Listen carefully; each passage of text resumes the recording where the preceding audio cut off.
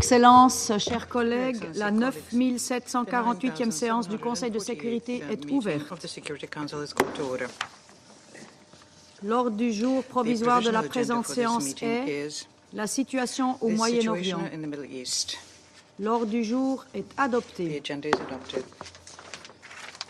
Conformément à l'article 37 du règlement intérieur provisoire du Conseil, j'invite le représentant du Yémen à participer à la présente séance. Il en est ainsi décidé. Conformément à l'article 39 du règlement intérieur provisoire du Conseil, j'invite les intervenantes et intervenants suivants à participer à la présente séance. Monsieur Hans Grundberg, envoyé spécial du secrétaire général pour le Yémen, Madame Joyce Msuya, secrétaire générale adjointe aux affaires humanitaires et coordinatrice des secours d'urgence par intérim, et Madame Najat Jouman, professeure et membre du conseil d'administration de la Jouman Trading and Investment Company. Il en est ainsi décidé.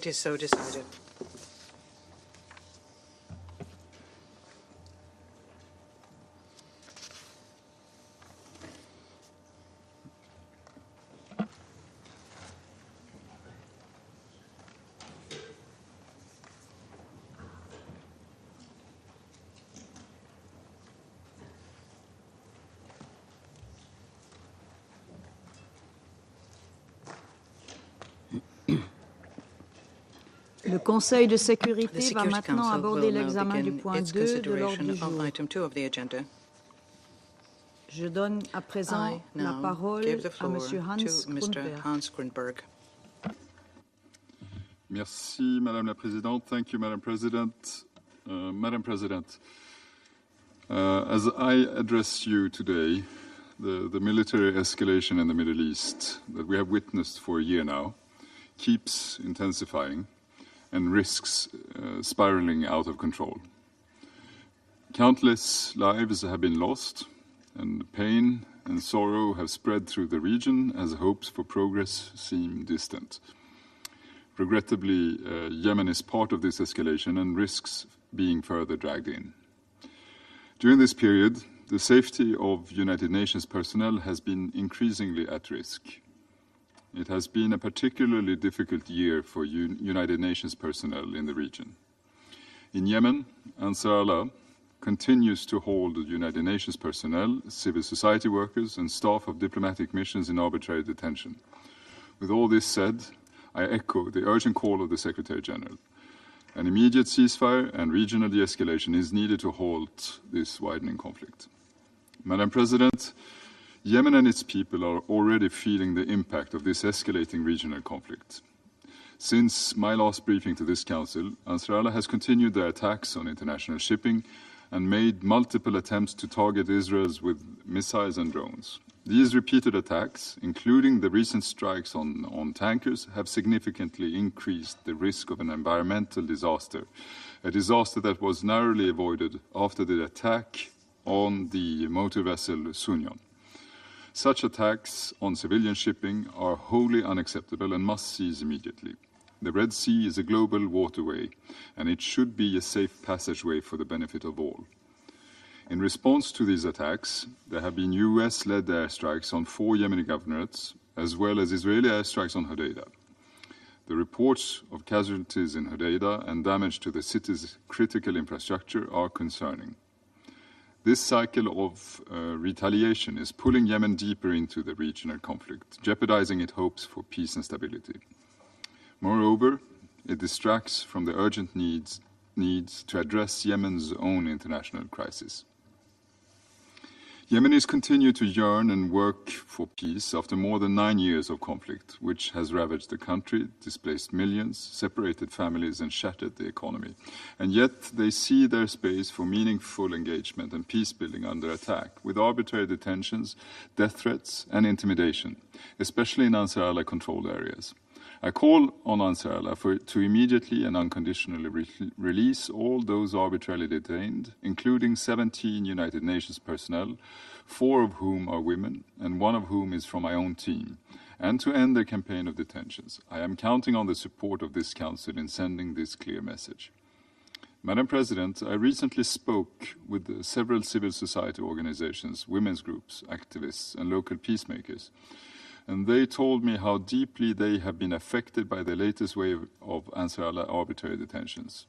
These detentions, compounded by vague and false accusations and the total lack of any due process, aim to tarnish reputations and create a climate of fear and mistrust. The latest reported referral of some of the detained to so-called criminal prosecution is a further blow to our collective efforts to build peace and stability in Yemen. I have repeatedly told Ansar Allah these kinds of actions do not signal an interest in negotiating peace. Civil society actors and human rights defenders continue to play a critical role in addressing the urgent humanitarian needs and fostering social cohesion.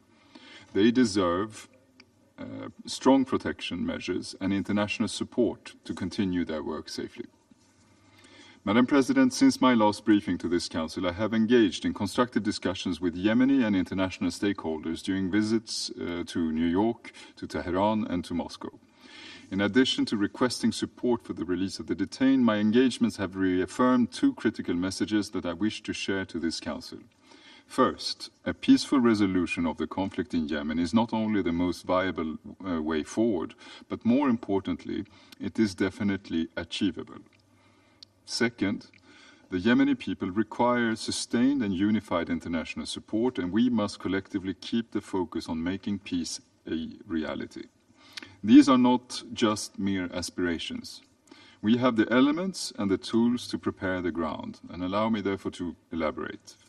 First, we have the commitments made by the parties towards the establishment of a roadmap, including a nationwide ceasefire, addressing humanitarian and economic needs, and preparing for an inclusive political process. Despite the escalation, these commitments remain the essential building blocks for peace in Yemen, and the reference points for our discussions with the parties. In support of such discussions, this month, my office initiated political dialogue sessions with Yemeni political party representatives and components, as well as civil society organizations with a meaningful participation of women and youth. Second, on the military front, we have relative calm on the front lines, despite occasional flare-ups that remind us of the fragility of this situation. Communication channels with senior military leadership through the Military Coordination Committee remain active, reinforcing the message that the groundwork laid now will be critical to ensuring the stability of a future ceasefire and other security arrangements. Recently, we hosted a delegation from the government of Yemen to plan and prepare for the nationwide ceasefire mechanism, and we hope to hold additional sessions with Ansar Allah and other relevant partners soon.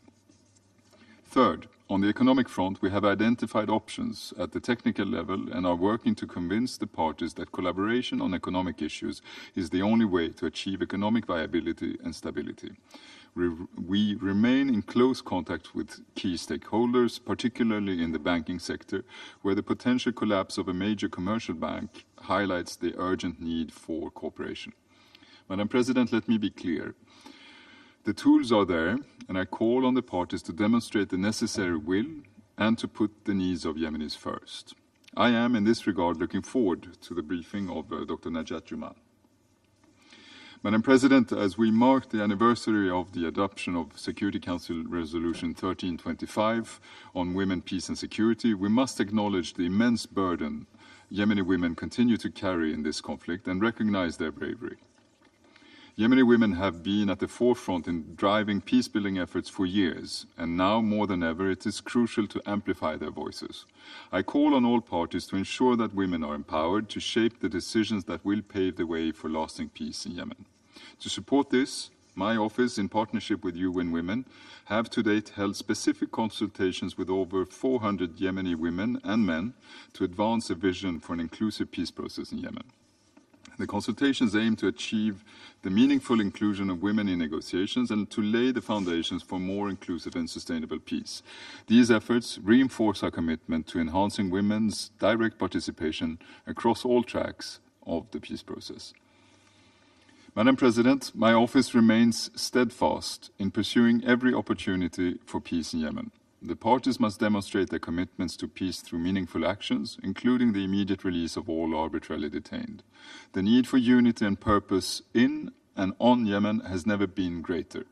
I want to underscore again that despite the broader regional conflict, peace in Yemen is still achievable, and we must remain focused on making this a reality.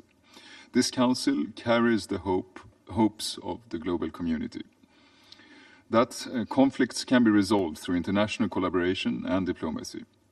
As Special Envoy for Yemen, I convey the expectations of the Yemeni people and urge this Council to unite in stopping the bloodshed and supporting every effort to bring peace to a region in desperate need of it. Thank you very much, Madam President. Je remercie M. Grundberg de son exposé et je donne à présent la parole à Mme Joyce Msuya. Thank you, Madam President. And thank you, Special Envoy Grundberg, for his briefing and tireless efforts on behalf of the people of Yemen.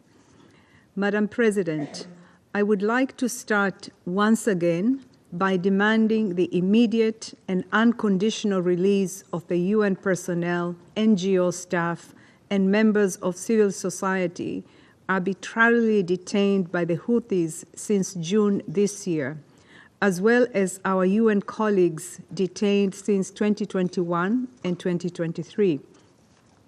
We categorically reject the allegations leveled against our colleagues.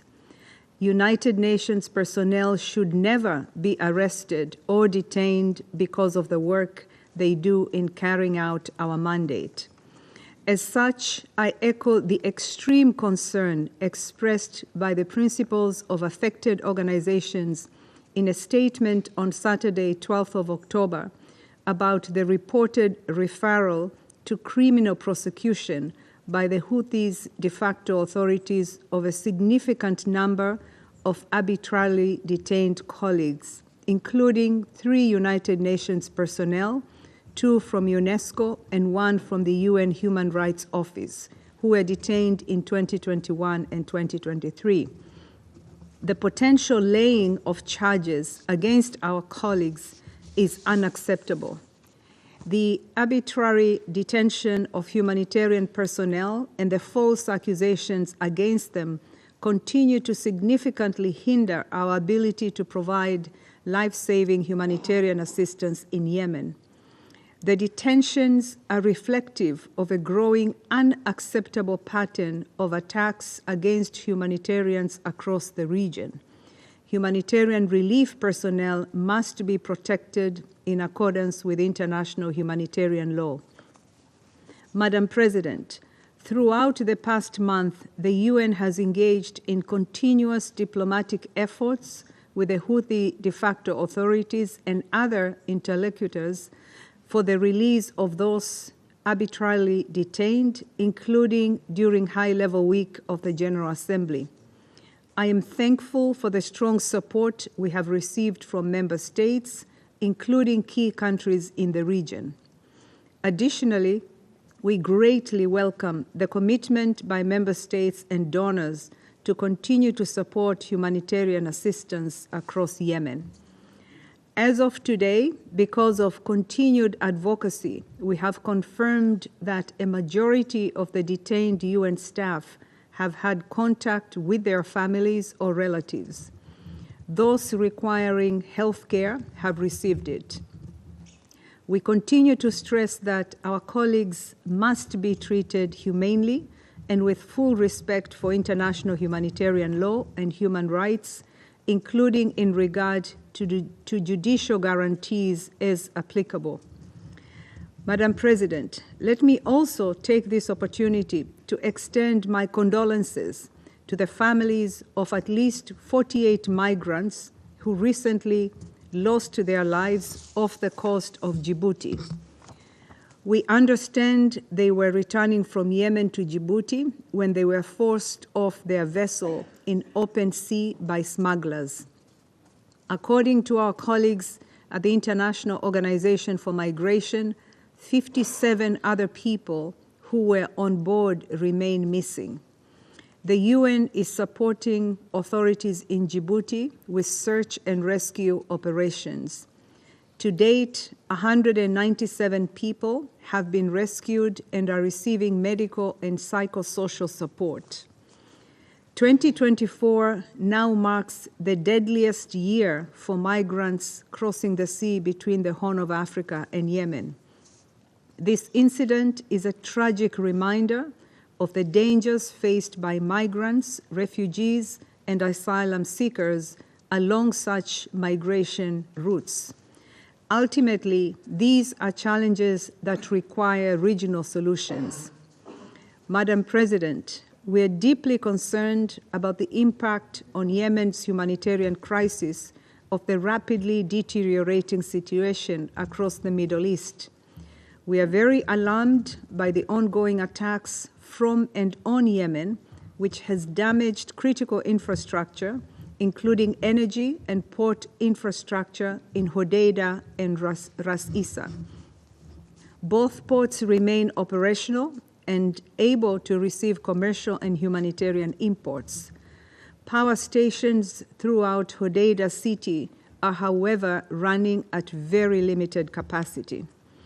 In response, the UN is providing support to health facilities to ensure the continuation of essential services. We recall that all parties must respect their obligations under international law and reiterate the Secretary General's calls for utmost restraint and for all concerned to avoid attacks that could harm civilians and damage civilian infrastructure. Infrastructure that is indispensable to the survival of the population must be spared. Yemen's Red Sea ports are lifelines for millions of people across the country. It is paramount that they remain open and operational. Madam President, against a backdrop of regional escalation, the humanitarian situation in Yemen continues to worsen, both in scale and severity. Hunger continues to rise. In August, the number of people who do not have enough food to eat soared to unprecedented levels, and severe levels of food deprivation have doubled in areas controlled by the Houthi de facto authorities since last year. Cholera also continues to spread. Since March this year, more than 203,000 suspected cases have been reported, and more than 720 people have lost their lives. Women and girls account for 53% of cases. Partners expect cases to double between now and March 2025. The humanitarian community remains determined to deliver at scale for the 18.2 million people in need. I want to take this opportunity to thank member states and the donor community for their ongoing generous support for the humanitarian response in Yemen. Currently, the humanitarian appeal for Yemen is 41% funded. However, critical response sectors need urgent additional funding.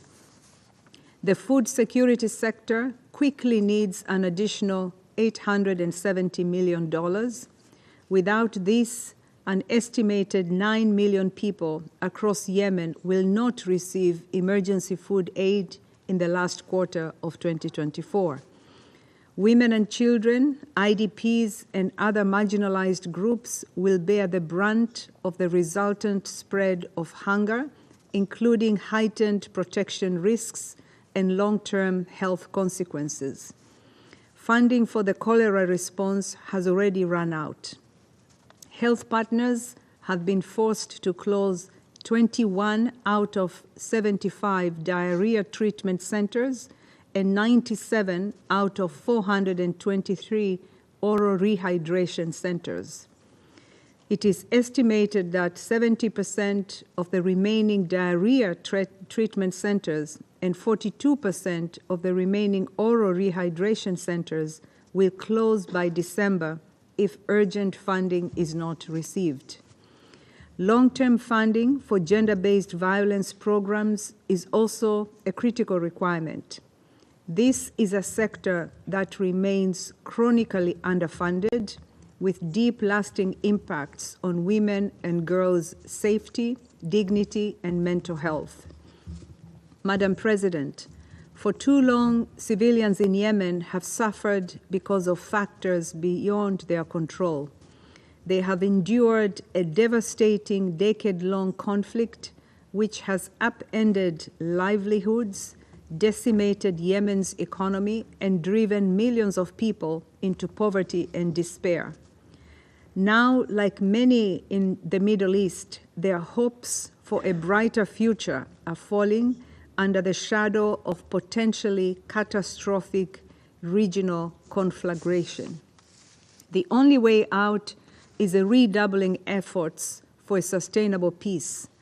I once commend Special Envoy Grunberg for his steadfast efforts in this regard, and I urge member states to do everything they can to support him and to push for the resumption of the peace process and an urgent de-escalation across the region. Thank you. Je remercie Madame Souya de son exposé. Je donne à présent la parole à Madame Najat Tuman.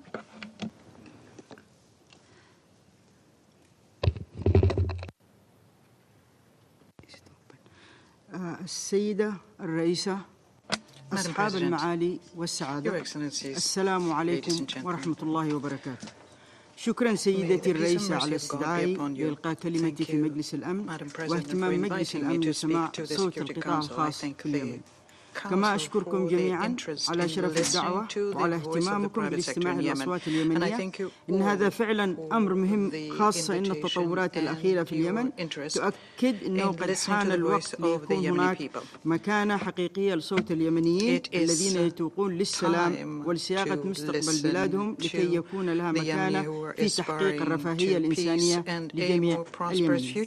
سيدتي الرئيسة أصحاب المعالي والسعادة، بدأت الحرب في اليمن منذ عدد من السنوات وتوالت الأحداث بشكل سريع ومعقد مما خلق بيئة أعمال مضطربة ومعقدة وشديدة التغيير أثرت على أداء القطاع الخاص بشكل خاص وعلى الاقتصاد بشكل عام. ثم تلتها فترة أخرى من الصراع بأدوات اقتصادية مختلفة ومعقدة، وفي هذه المرحلة تم استخدام أدوات حرب أكثر قوة وفتاكة من حيث التأثير والدمار الاقتصادي والمعنوي لليمنيين.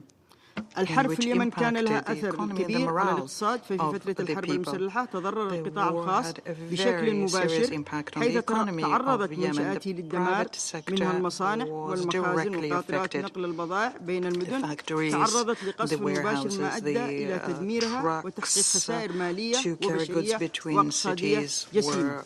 مع ذلك استمر القطاع الخاص في القيام بدوره الوطني والاجتماعي والإنساني والاقتصادي، كما استمر في البقاء على موظفيه ودفع الرواتب إلى جانب قيامه بالمسؤولية المجتمعية من خلال تقديم المال والدعم للمتضررين، مع أن الخطوط الاقتصادية في بداية الحرب منها تأثر وآخر توقف تماما. وفي المرحلة الثانية من الحرب فإن أدوات الحرب الاقتصادية التي تم استخدامها وهي أشد فقداً وتأثيراً على الاقتصاد، حيث أن انقسام المؤسسات السيادية كان واضحاً في سلطات البنك المركزي، وزارة المالية، وزارة الاتصالات، وشركة الطيران اليمنية، وكان واضحاً أيضاً في انقسام السياسات النقدية وارتفاع أسعار الصرف في العملات الأجنبية وانقسام السلطة المالية وتعدد الضرائب وازدواجها وكذلك تضاعف الجمارك.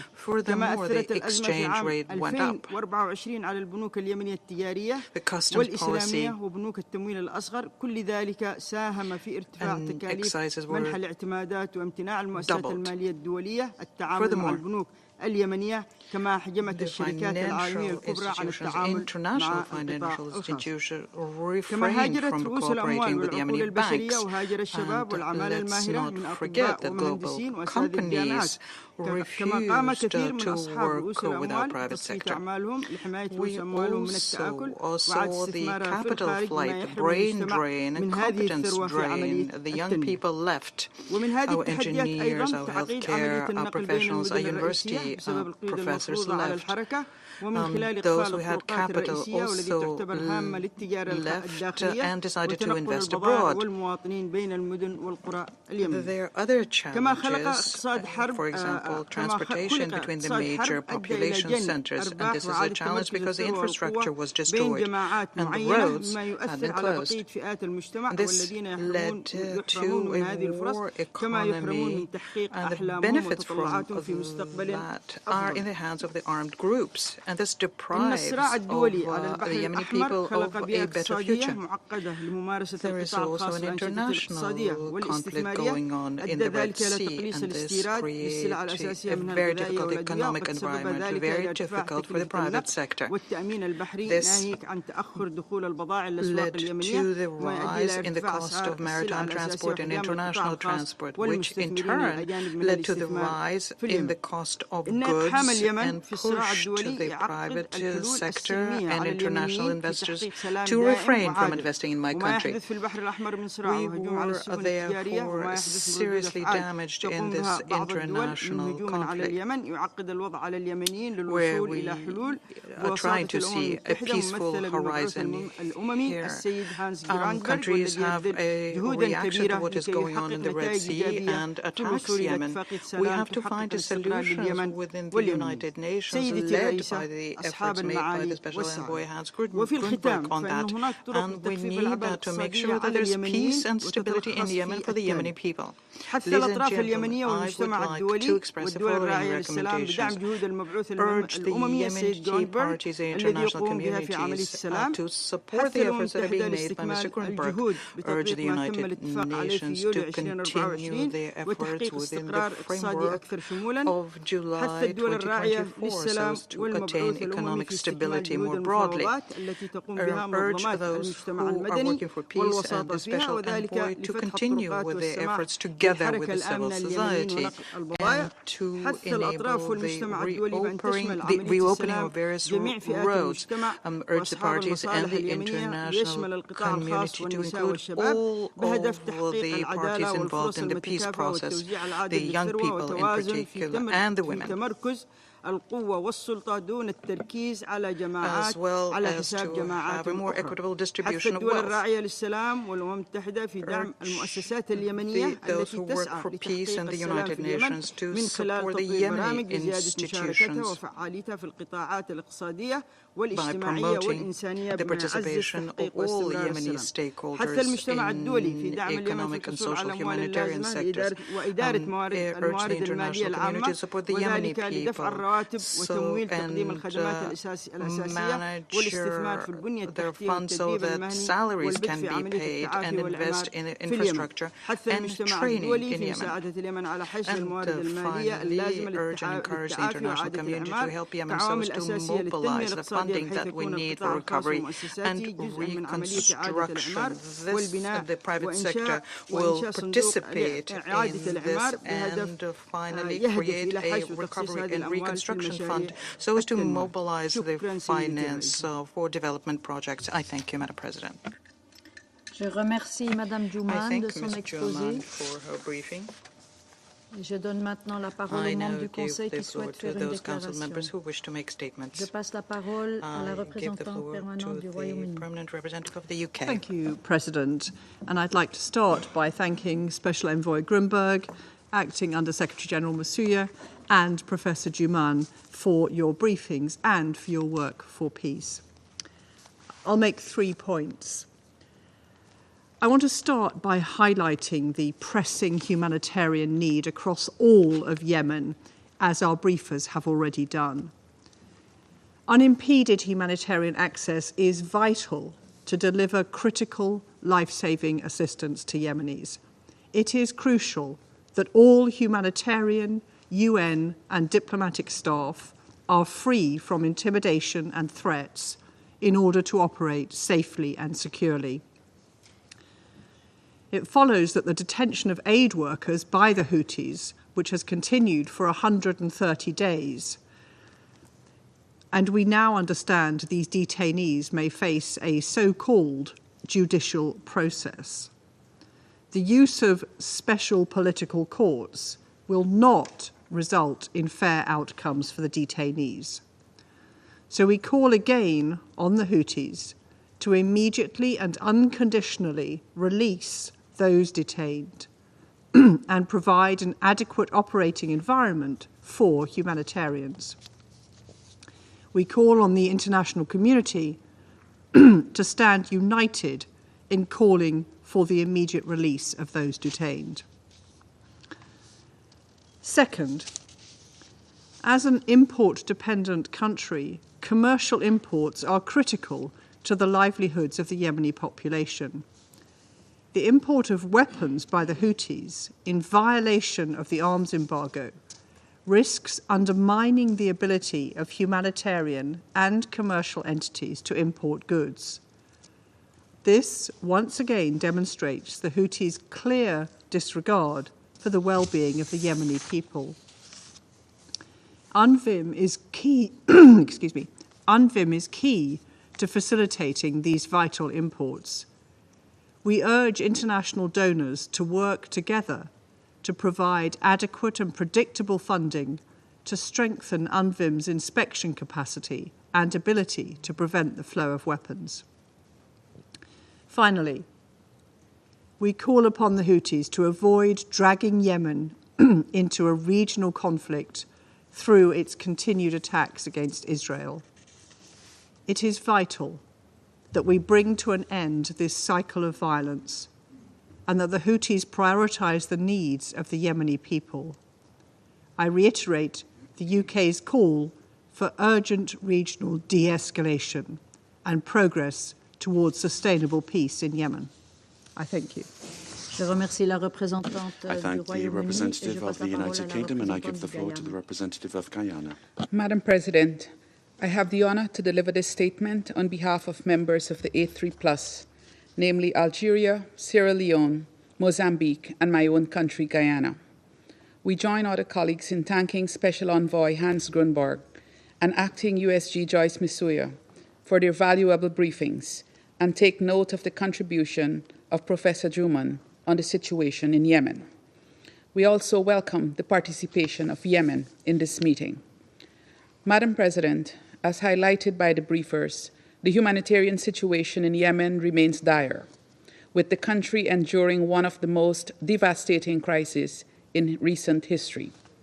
The arbitrary detention of UN staff and other humanitarian workers by the Houthis, a clear violation of international humanitarian law, has also impeded the humanitarian response to the detriment of the Yemeni people. The A3+ echoes the recent appeal of the Secretary General, as well as the principles of the affected United Nations agencies for the release of all arbitrarily detained personnel in Yemen. Their freedom is essential for the effective delivery of humanitarian assistance and the pursuit of peace in Yemen.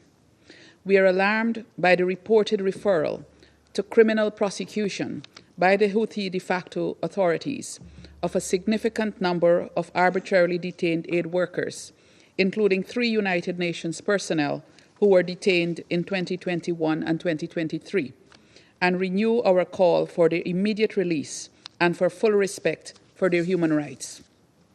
We deplore this unacceptable behavior and emphasize the need for humanitarian personnel to be allowed to operate without fear or obstruction. We further urge the Houthis to desist from further actions that impede efforts to provide humanitarian aid and protection to the millions of Yemenis in need, and to instead direct their attention to advancing the peace process. Madam President, after a decade of conflict, the Yemen peace process remains in a state of limbo, a product of a mutually hurting stalemate, the misaligned expectations among internal and external stakeholders, and shifting regional dynamics.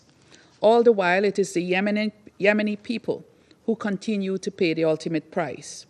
The humanitarian crisis in Yemen is considered one of the most severe and complex in the world due to the scale of human suffering, the protracted nature of the conflict, counterproductive actions, and the geopolitical complexities that impede political progress. We reaffirm the urgent need for a Yemeni-led political and peace process as advocated for by UN Special Envoy, to facilitate a peaceful and inclusive transition. We urge the conflict parties and regional and other stakeholders to refrain from actions that would deepen divisions or hinder dialogue. The A3+ acknowledges the significant diplomatic efforts undertaken by Mr. Grunberg, who has made strides in re-engaging regional actors and ensuring that Yemeni political voices are included in the peace process. His message throughout this process has been clear. Achieving peace in Yemen requires unified efforts from all stakeholders, both regionally and globally. Recent Israeli airstrikes on Houthi-controlled infrastructure represent a troubling escalation of regional tensions, raising the potential for a wider conflict that threatens the stability of the entire Middle East. The Houthi attacks in the Red Sea jeopardize the active maritime ecosystem in the Red Sea and continue to pose a threat to commercial activities. This vital maritime corridor for global trade has become increasingly unstable, driving up transportation costs and disrupting food and fuel supplies, not only for Yemen, but for the entire region. Maritime security is essential for global trade. The Houthis must cease these hostile operations immediately. The A3+ emphasizes the urgent need to secure these maritime routes and safeguard global commerce. We call on the Houthis to cease all attacks, which undermine navigational rights and freedoms. Considering these challenges, the A3+ firmly maintains that securing an immediate and permanent ceasefire in Gaza is a critical first step towards lasting peace throughout the region. This ceasefire is essential for halting further escalation and creating the environment for a genuine and comprehensive peace process. Madam President, the humanitarian dimension of the crisis in Yemen is critical. Approximately 24 million people in Yemen, about 80% of the population, require humanitarian assistance, marking one of the highest proportions of a population in need globally. This already dire situation is compounded by critical levels of food insecurity, with millions on the brink of famine, a devastated healthcare infrastructure, and reported outbreaks of preventable diseases such as cholera and diphtheria. The conflict has displaced over 4 million people internally, further complicating aid efforts. Despite the severity of the situation, Yemen has often been underrepresented in global media compared to other crises, leading to less public awareness and consequently less funding and aid. We urgently call on the international community to mobilize the necessary resources for the 2024 Humanitarian Response Plan for Yemen. Madam President, the military dynamics of this conflict, driven by both internal and external actors, continue to fuel instability. The A3+ condemns all attacks on civilians and civilian infrastructure. We call for an immediate halt to such actions and urge all parties to adhere to international humanitarian law. A political resolution is non-negotiable. Yemen can only find its way out of this quagmire through dialogue and mutual respect for sovereignty. In this regard, we urge parties to the conflict, as well as other local stakeholders, including civil society, women, and youth groups, to actively participate in ongoing discussions being facilitated by UN Special Envoy. In closing, Madam President, the A3+ reiterates the necessity of a comprehensive approach to resolving the crisis in Yemen. We advocate for sustained humanitarian support, a revitalized political process, and unwavering respect for international humanitarian law. The people of Yemen deserve peace, and the world must not turn a blind eye to their suffering. We stand ready to support all efforts that lead to lasting peace and stability in Yemen and the region. I thank you. Je remercie la I représentante thank the du Guyana representative of Guyana and I invite the representative of Ecuador to take the floor. Gracias. Thank you. Thank you, Madam President. I'd like to thank Special Envoy Grunberg and Under Secretary General Masuya and Madam Najat Juman for their briefings, and also welcome the permanent representative of Yemen to this meeting. Madam President, I'd like to begin my statement by expressing Ecuador's condemnation of the new attacks perpetrated by the Houthis against Israel, which, together with the attacks on shipping in the Red Sea, are expanding the conflict in the Middle East and threatening stability in the region.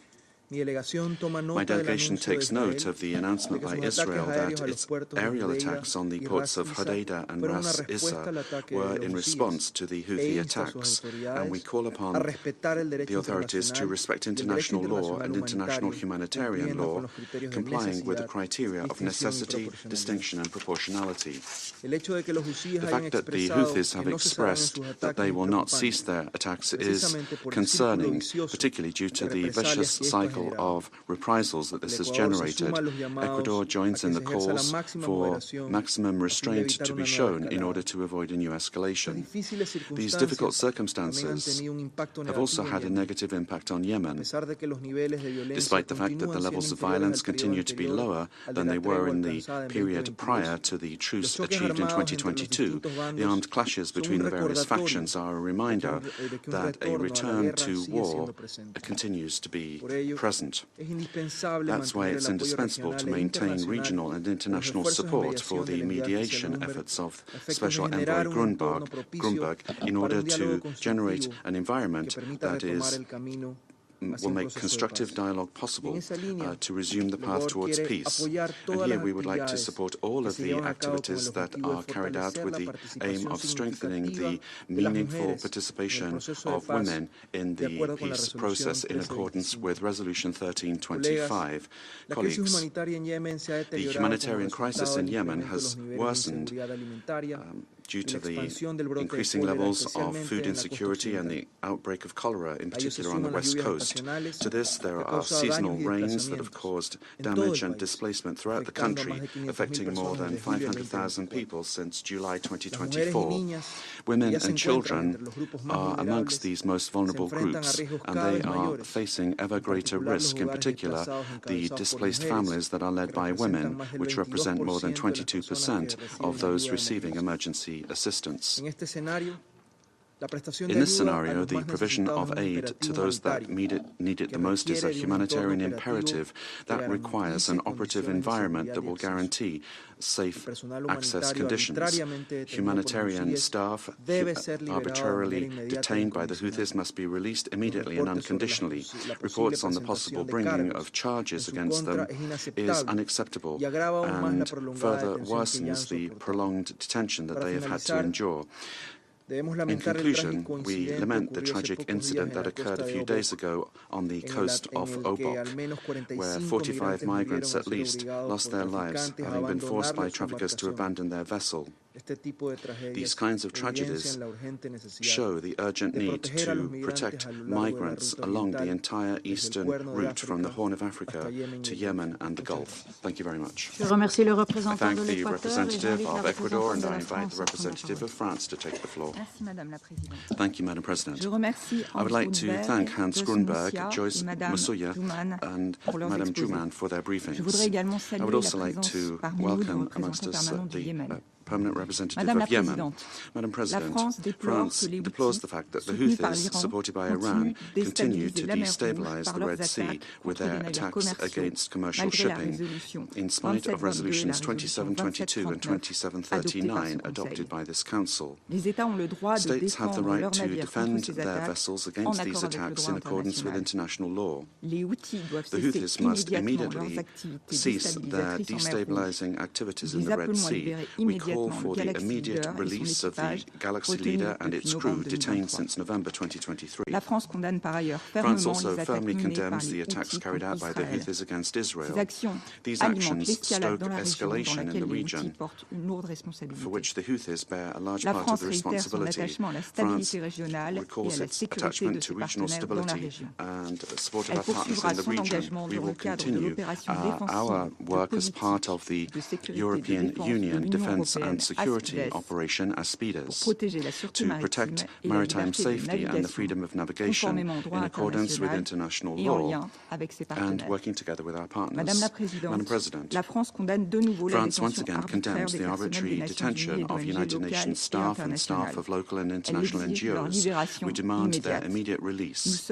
We are extremely concerned at the consequences that these detentions will have on humanitarian operations, as well as the charges brought against those detained. These detentions are contrary to international humanitarian law and are hindering the humanitarian emergency response, particularly given the outbreak of cholera. We call upon the Houthis to do everything possible to make it possible for humanitarian actors to vaccinate the most vulnerable populations and put an end to the campaigns of disinformation that are being orchestrated against these humanitarian workers. We are concerned about the dramatic projections for 2025 with regard to humanitarian needs that continue to increase. Food insecurity is now affecting all regions of Yemen. The Houthis must stop taking the Yemeni civilian population hostage. The Yemenis are the first victims of the restrictions that they impose on humanitarian operations.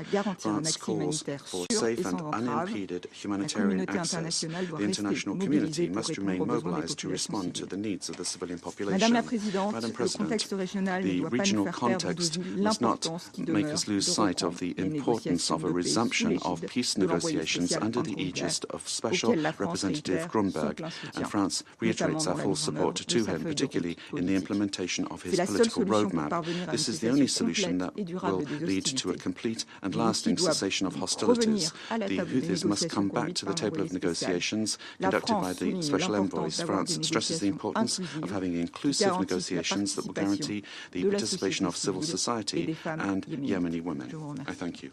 Je remercie la I représentante thank the representative of France, and I now give the floor to the representative of the United States. Thank you, Madam President. And thank you, Special Envoy Grunberg, Acting Undersecretary General Masuya, and Ms. Juman for your briefings. Last week, we marked a solemn milestone, 1 year since Hamas's brutal October 7 terrorist attack on Israel.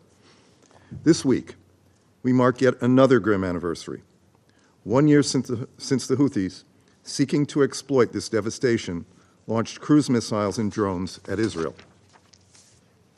Much has changed in the months since, and yet the Houthis continue to sow chaos and disruption, threatening international peace and security.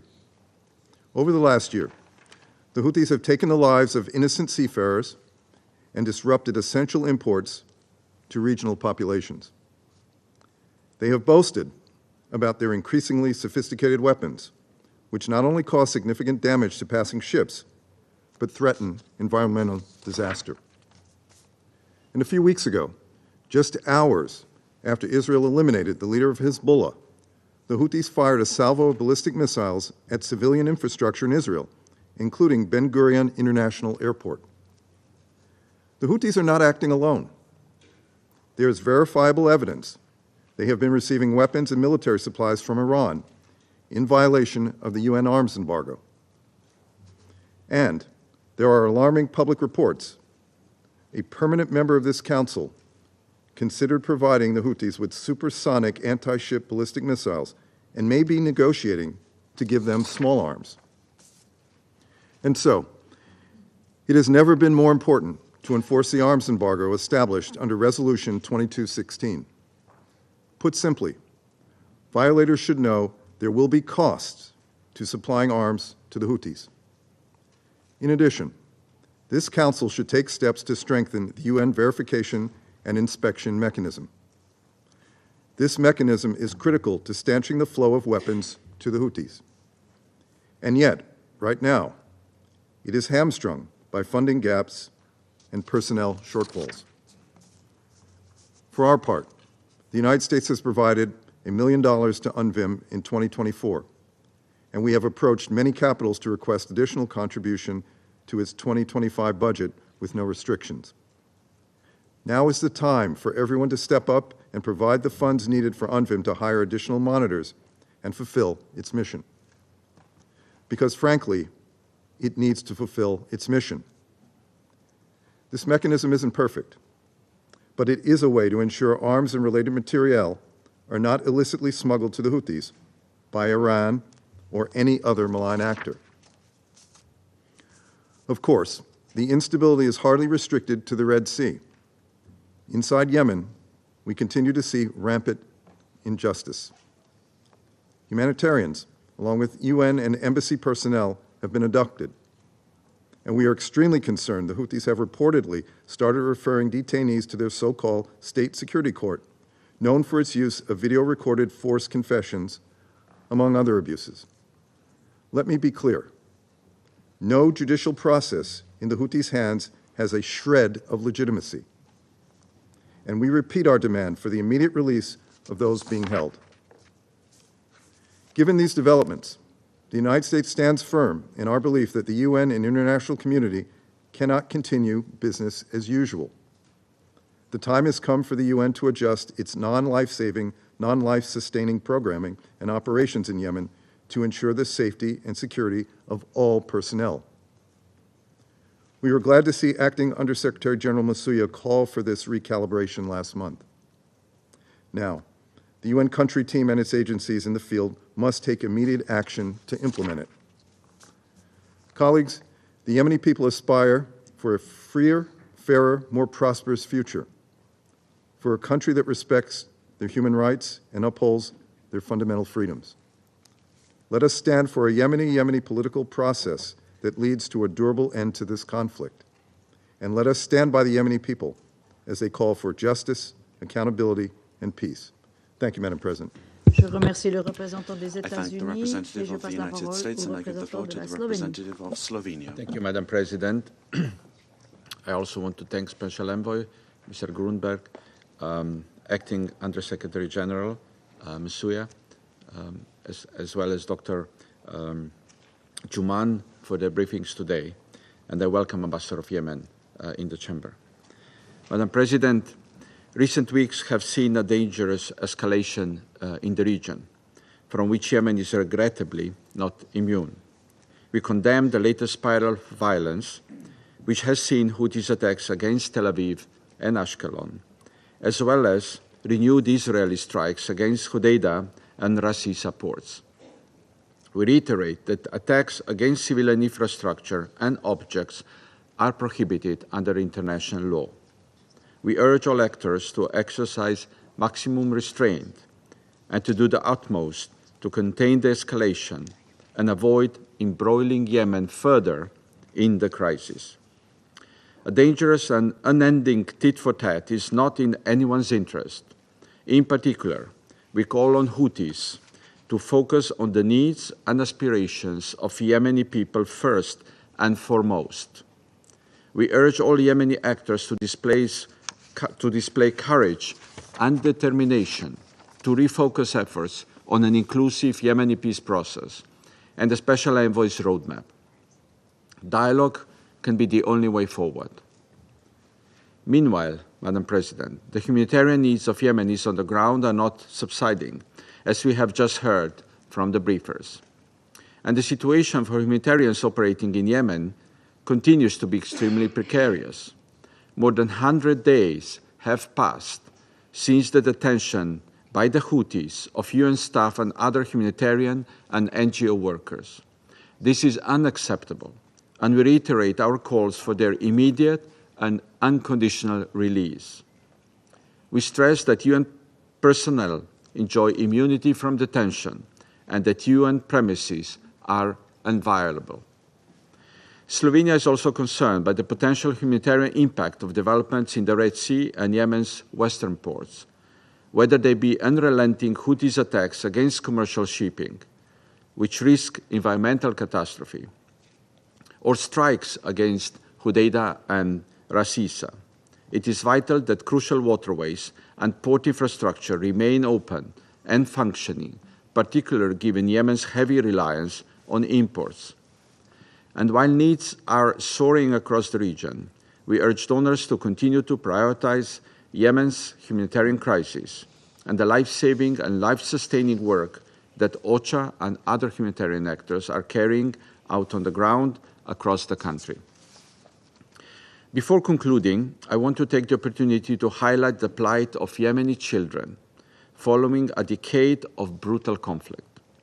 From recruitment to early marriage to facing increasing protection risks as a result of displacement and the highest risk from landmines and unexploding ordnance, Yemeni children continue to suffer the brunt of the war which they have played no part in creating. It is deeply distressing that while almost 40% of Yemen's children are now out of school and denied a regular education, others face indoctrination in Houthi summer camps, perpetuating an unending cycle of violence. Madam President, last month we adopted a Pact for the Future, including a declaration on future generations. All parties in Yemen must comply with their obligations under international humanitarian human rights law. This includes their obligations to the protection of Yemen's children. Otherwise, we risk losing an entire future generation. Thank you. Je remercie le représentant de la Slovénie et je passe la parole à la représentante du Japon. Thank you, Madam President. I thank Special Envoy Grunberg and ASG Musuya for their informative briefings. My appreciation also goes to Dr. Juman on her sobering testimony. Yemen is at the brink. The country has been bearing hostilities, fragmentation, and a humanitarian crisis for a decade. And now it faces an increasing risk of being dragged into a wider regional conflict. We must halt the downward spiral as soon as possible. I wish to highlight 3 points for today's briefing. First, Japan strongly condemns the series of irresponsible conducts by the Houthis. The Houthis' reckless attacks towards Israel and aggravate the already dangerous situation in the Middle East. This must stop immediately. The Houthis must also cease their continued threats to international shipping and release the vessels and the crew members of the Galaxy Reader in accordance with Security Council Resolution 2722 and 2739. Since last year, global maritime transportation has been significantly disrupted, and the 25 innocent sailors have been held captive for nearly 330 days. This is totally unacceptable. The arbitrary detention of UN staff members and others for more than 4 months and judicial accusation is outrageous. These individuals were serving for the benefit of Yemenis. Detaining them only impedes critical humanitarian assistance and human rights protection activities and worsens the dire situation in the country. Japan reiterates its demand for their immediate and unconditional release, as well as the release of those held in captivity for years. We also reject any criminal prosecutions against them. Second, Japan deeply regrets that the peace process has stalled amid regional escalation. This has led to growing insecurity and instability in Yemen. It is our firm belief that only a sustainable and inclusive dialogue among all Yemenis, not violence or hatred, will pave the way for lasting peace in the country. We are encouraged to hear from Special Envoy that peace in Yemen is achievable. Japan continues to support his efforts to restore momentum and facilitate peace talks between the parties. Third, Japan remains seriously concerned about persisting food insecurity, diseases, and natural disasters in Yemen. The international community must scale up assistance to save over 18 million people suffering from the multifaceted humanitarian crisis. Their livelihoods heavily depend upon imports. To this end, last month, Japan committed to grant nearly $5 million to UNDP for a project to streamline the imports of food, humanitarian aid, and other goods at the port of Aden, an essential maritime facility in Yemen. Japan remains steadfast in working to realize peace and stability in Yemen in cooperation with the United Nations and fellow countries. I thank you, Madam President.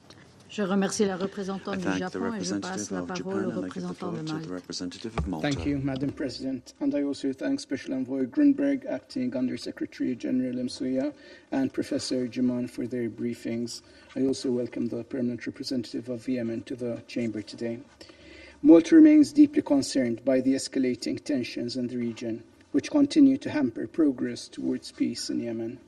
For nearly a decade, the Yemeni people have suffered this protracted conflict.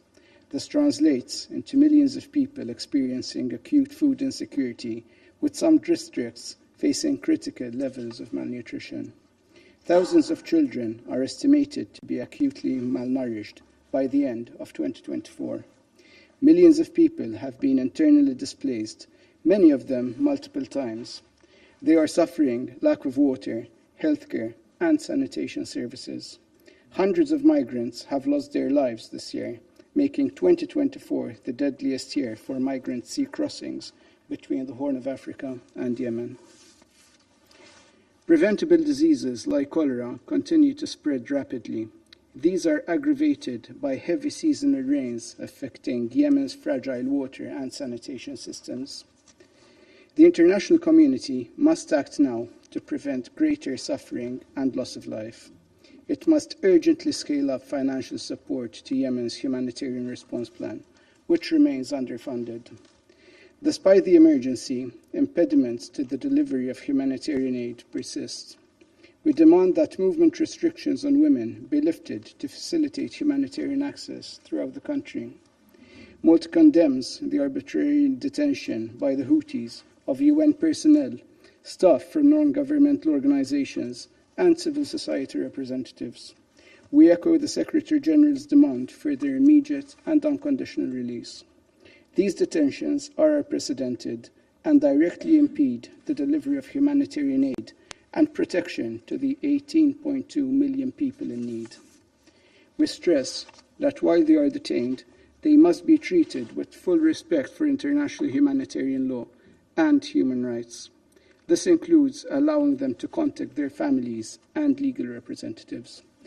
Madam President, as we have heard today from Professor Jaman, the economic situation for most Yemenis continues to decline. It remains a large driver of suffering. The effects of natural disasters and climate change also adds to the challenges disproportionately affecting the most vulnerable. Yemen's economy must be depoliticized. We call on all parties to engage in dialogue and collaborate on the economic front to strengthen the country's currency and economy. We urge parties to return to the negotiating table to engage on commitments made to the UN roadmap. They need to focus on agreeing to a nationwide ceasefire and the resumption of an inclusive, Yemeni-led and owned political process under UN auspices. We reiterate that any inclusive political process requires the full, equal, meaningful, and safe participation of women. We urge the UN and member states facilitating talks to put in place enhanced and targeted measures to achieve the 30% quota agreed in the National Dialogue Conference.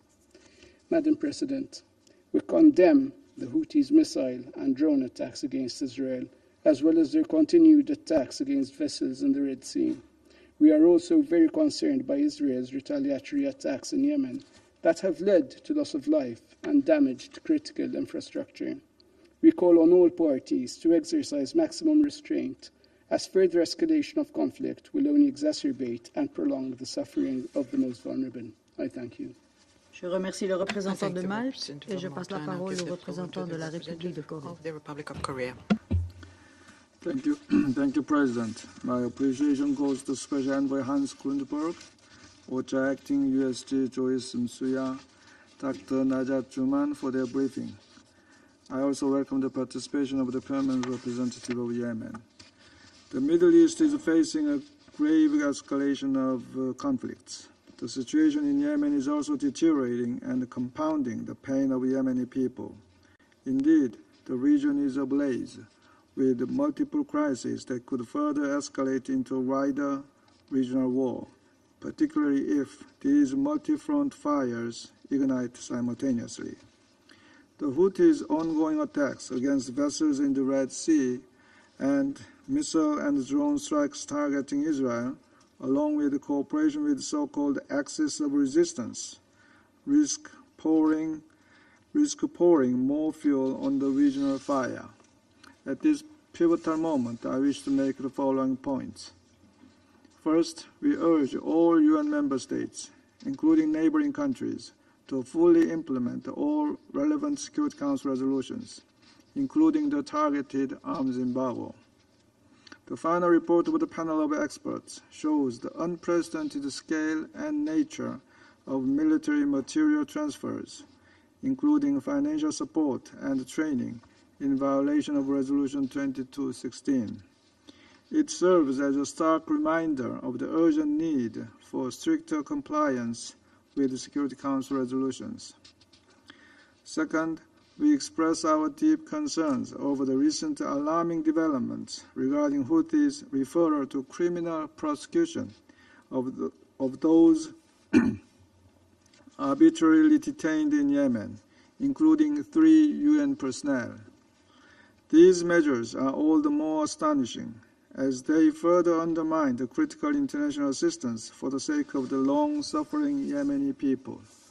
We strongly support the press release issued by the principals of affected UN entities and international NGOs last weekend and unequivocally call for the immediate and unconditional release of all detainees. Third, the worsening economic crisis due to flooding and financial sector disorder undercuts efforts to foster meaningful dialogue.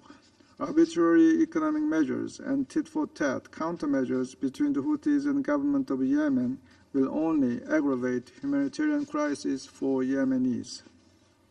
It is regrettable there has been no new positive developments based on the economic de-escalation agreement in July. We call on the Houthis to refrain from additional hostile economic measures and to engage with the Yemeni government to move forward in tackling economic challenges. President, the Republic of Korea is fully committed to supporting Yemen's path to durable peace and reaffirms its unwavering support for the efforts of Special Envoy Hans Grundberg, humanitarian workers, and OCHA. Kickstarting the stalled political process under the auspices of the United Nations is long overdue. To do so, parties must prioritize ending violence and conflict to turn a new leaf for Yemen's future. And in particular, the Houthis should not utilize the Gaza crisis as an excuse for its belligerent actions. Thank you, Madam President. Je remercie le représentant de la République de Corée et j'invite le représentant de la Chine à prendre la parole. China. 主席， President. 我要感谢格伦德伯格特使和米苏亚代理秘书长的通报。我也认真听取了朱曼女士的发言，也欢迎也门代表出席今天的会议。过去几周，加沙冲突持续延宕，离异局势急剧恶化，负面外溢效应不断显现。胡塞武装对以色列发动打击，以色列对荷台达港、拉斯伊萨港发动攻击，中方对当前事态及其未来走向深感担忧，认为当务之急是推动局势降温，防止冲突扩大。我们呼吁所有当事方保持冷静、克制，避免采取任何刺激紧张局势、进一步升级的行动。对话协商是解决也门问题的唯一正确选择。我们呼吁有关各方坚持政治解决大方向，通过对话协商解决分歧，共同推进也门主导、也人所有的全面政治进程。各方应秉持善意，共同推动落实银行和航空等级协议，逐步积累互信。格伦德伯格特使为解决也门Special Envoy Grundberg has made positive mediation efforts to resolve the Yemeni issue.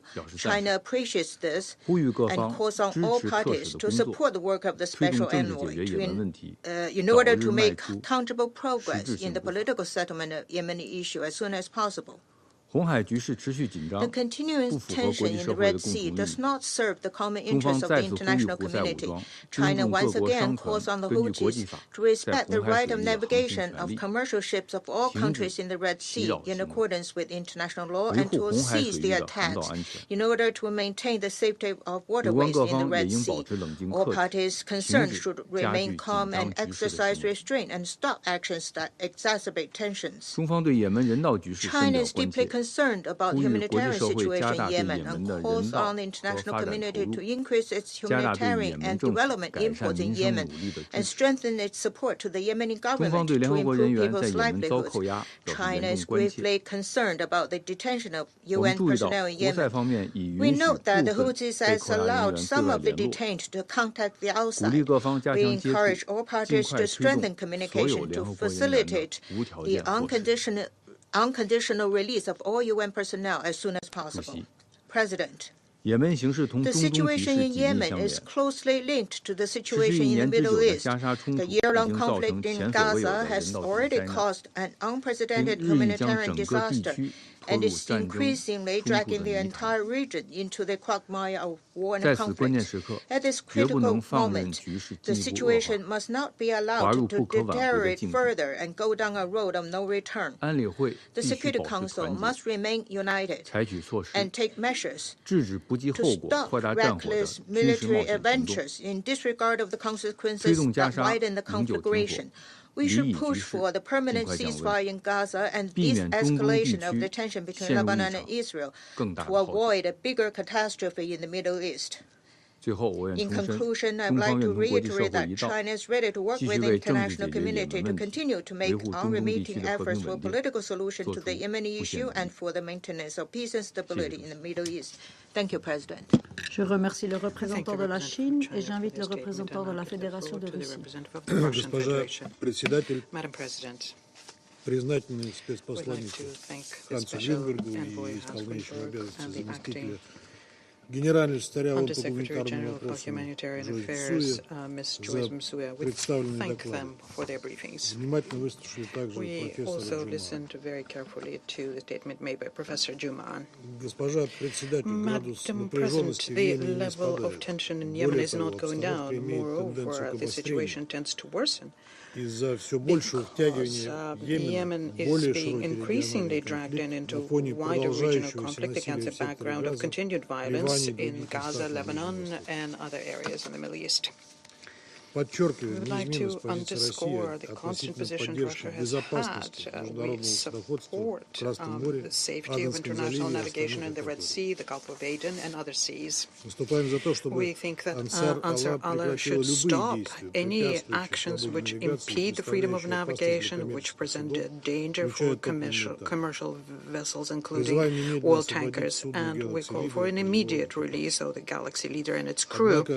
But we are convinced that in order to really stabilize the situation in the seas off the coast of Yemen, what needs to happen is equal pressure exerted on the members of the so-called coalition led by the United States and the UK, who continue weakly and quite indiscriminately attacking territory of this sovereign country in violation of international law.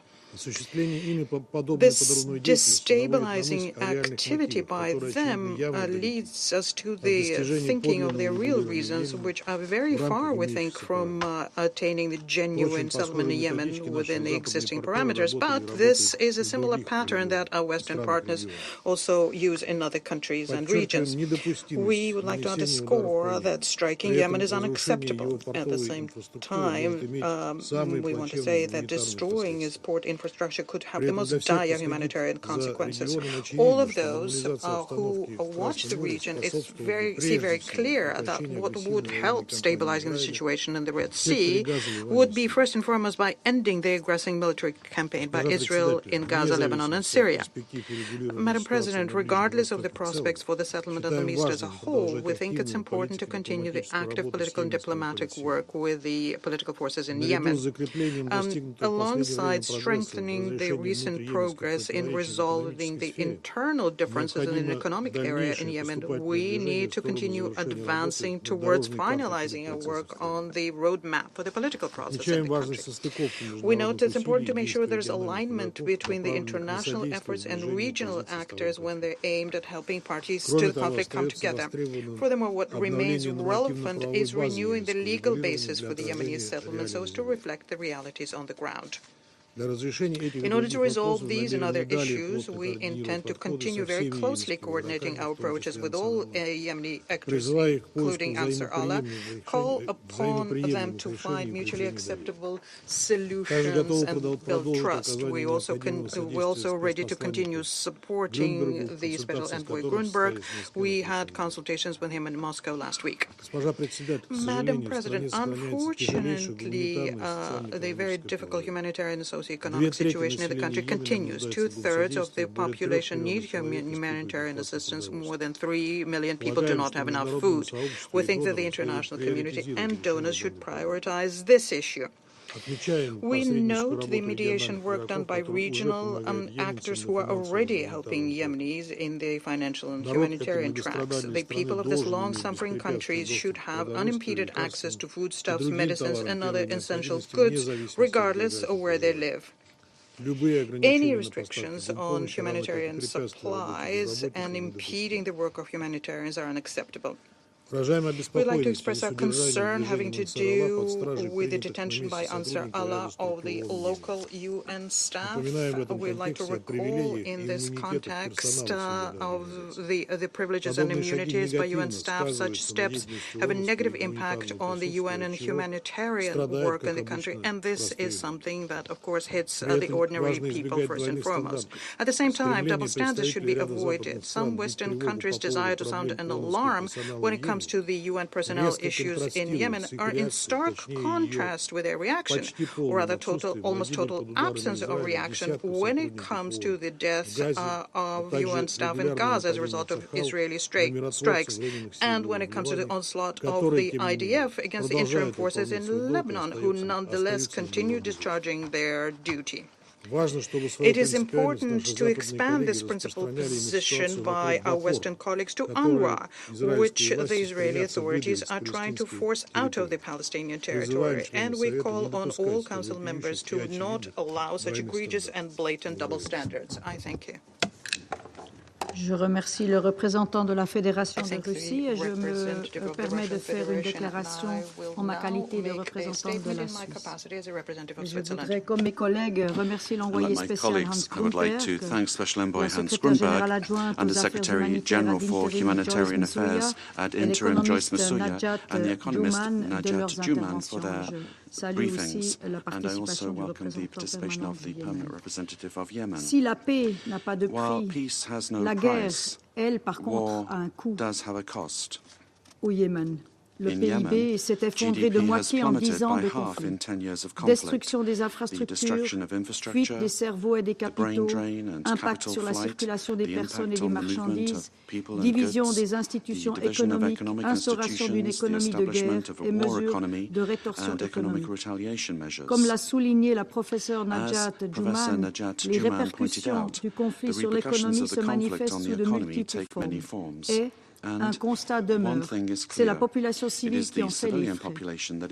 Aujourd'hui, les Yéménites sont confrontés à une situation économique et humanitaire extrêmement difficile. 4 Yéménites sur 5 vivent dans la pauvreté. Plus de 18 millions de personnes ont besoin d'une aide humanitaire pour répondre aux besoins de base tels que l'accès aux soins ou à la nourriture. La prolongation du conflit dans le domaine économique perturbe l'approvisionnement et le transport des marchandises, générant une dynamique inflationniste artificielle. Cette situation exacerbe l'insécurité alimentaire, déjà alarmante, avec 64% de la population n'ayant pas accès à une nourriture suffisante. Malgré ces besoins aigus, les acteurs et actrices humanitaires doivent opérer dans un environnement difficile. Nous restons très préoccupés par la détention arbitraire d'une partie du personnel humanitaire et onusien. Le lancement de procédures pénales à leur encontre, dont fait état certains rapports, est un développement inquiétant. La Suisse réitère l'appel de l'ONU, déjà entendu plusieurs fois aujourd'hui et de manière constante ces derniers mois. Le personnel humanitaire et onusien détenu doit être libéré immédiatement et sans condition. De plus, l'accès humanitaire sûr et sans entrave doit être garanti sur l'ensemble du territoire. Comme l'a justement constaté Mme Najat Juman, dans cette situation déjà précaire, le Yémen ne peut pas se permettre d'être entraîné dans une guerre régionale. À ce titre, les différentes frappes rapportées ces dernières semaines nous préoccupent profondément. Nous condamnons cette escalade de violence. Le droit international, y compris le droit international humanitaire, en particulier les principes de proportionnalité, de distinction et de précaution, doivent impérativement être respectés par toutes les parties. Les infrastructures civiles ne doivent pas être prises pour cible. À ce titre, nous souhaitons rappeler l'importance du port de Hodeïda, qui reste le point d'entrée principal de l'aide humanitaire pour une grande partie du Yémen. Nous exhortons toutes les parties à renoncer à toute escalade. Le dialogue est la seule option. Nous l'avons entendu, seule une solution politique permettra de soulager la population yéménite de l'impact économique et humanitaire du conflit. La Suisse appelle toutes les parties avec de l'influence parties with influence, including within this Council, to commit themselves to such a solution and for human rights in Yemen to be respected. In this regard, Switzerland notes the tireless work of Special Envoy Hans Grunberg and his team. We reiterate our full support for him. We also welcome his efforts to implement the agreement on the economic sector concluded last July, which we call for to be fully respected. Switzerland welcomes the unity of the Council in favour of a peace process in Yemen under the aegis of the Special Envoy, which has prevailed since the beginning of the conflict. We must continue our unwavering commitment in this direction. After all, nothing is more precious than peace. Thank you. Je reprends mes fonctions de président du Conseil et je donne à présent la parole au représentant du Yémen.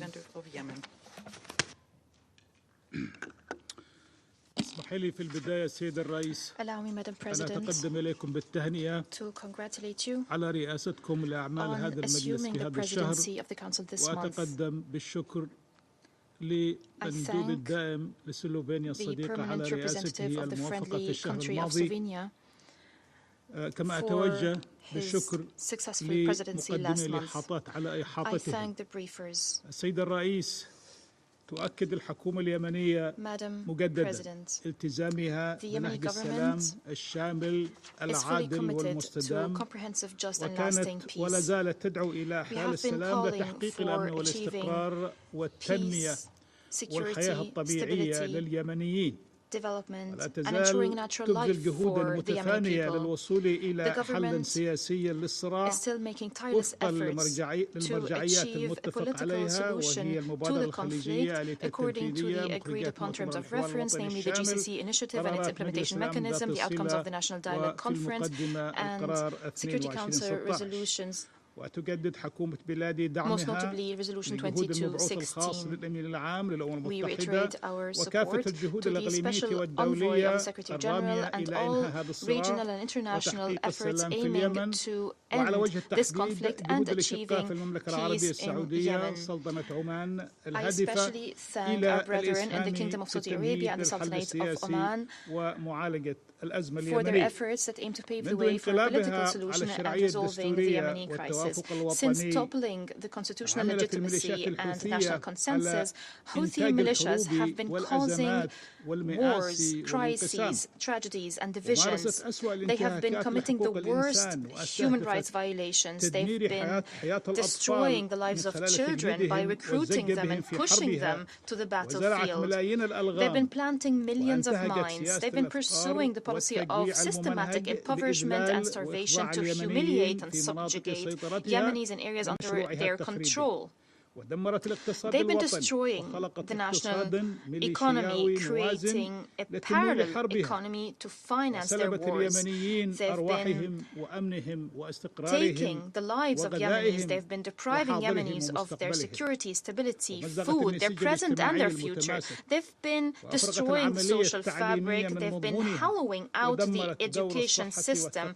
They've destroyed health facilities and cultural centers, and they've spread ignorance with all possible ways to alter the national identity. The terrorists, the Houthi militias, have proven once again that they're not committed to peace or the interest of the Yemeni people. The international community have been lax in dealing with these militias, and they've been supported by the Iranian regime. As a result, they evaded their responsibilities in achieving peace. They've continued their military escalation. They've continued with violations of international humanitarian law, international human rights law, national legislation, and they've continued to threaten international navigation in the Red Sea and the Bab el-Mandeb Strait, which has disastrous effects on the marine environment and the economic and humanitarian situation in Yemen and in countries bordering the Red Sea. In this context, we reiterate the message conveyed by Dr. Rashad Mohammed Al-Halimi, the chairman of the Presidential Leadership Council, in his statement before the General Assembly.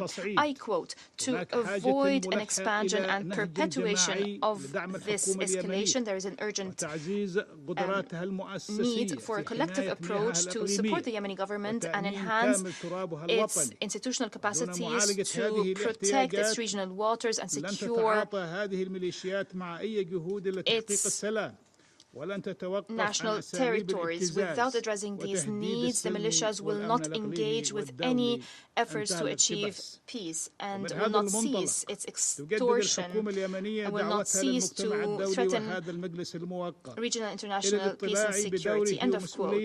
The Yemeni government calls upon the international community and this August Council to fulfill its responsibility and implement its resolutions pertaining to the Yemeni crisis, including banning the flow of Iranian weapons, drying up financing sources, and bringing pressure to bear on the Houthi militias to choose the path of peace and engage positively with peace efforts and end the humanitarian suffering that has been going on for way too long. Madam President, the Yemeni government continues to work on economic, financial, and administrative reforms to address issues related to the lives and livelihood of Yemenis and to alleviate their suffering within existing resources. The government has continued to implement strict measures to ensure accountability and transparency and combat corruption, increase economic resources, and optimally use foreign aid to respond to the needs and implement government priorities. The aim is to ensure economic stability, ensure the stability of the national currency, despite pressures on the economy and the decline of resources as a result of Houthi militias targeting oil exporting facilities since October 2022 in its continued systematic economic and military wars.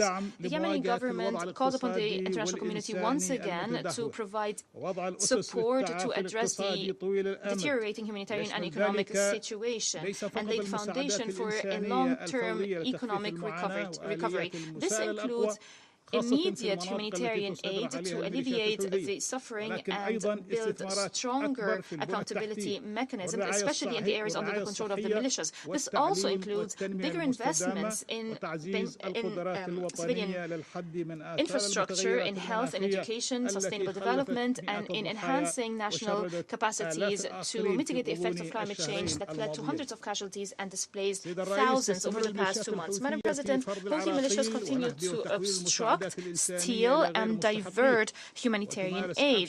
They are committing the worst violations against humanitarian actions in areas under its control. Most recently, they've kidnapped scores of staff of international and local organizations operating in Yemen, including UN organizations. This was followed by a number of arbitrary and extortive measures against agencies and their staff. 4 months have passed, and these staff members remain detained, forcibly disappeared, in fact. Their families have no information about their whereabouts or their health conditions. 4 months have passed, and these detained people are in secret prisons, subjected to torture, cruel, degrading, and inhumane treatment. 4 months have passed, and the families of the victims and the humanitarian community as a whole looks to this august council, looks to the United Nations to take decisive action to protect UN staff and save their lives, especially as they were recently referred to the so-called criminal prosecution in preparation for issuing unjust verdicts against them. They would join dozens of others that faced this fate, which is something that we've warned of.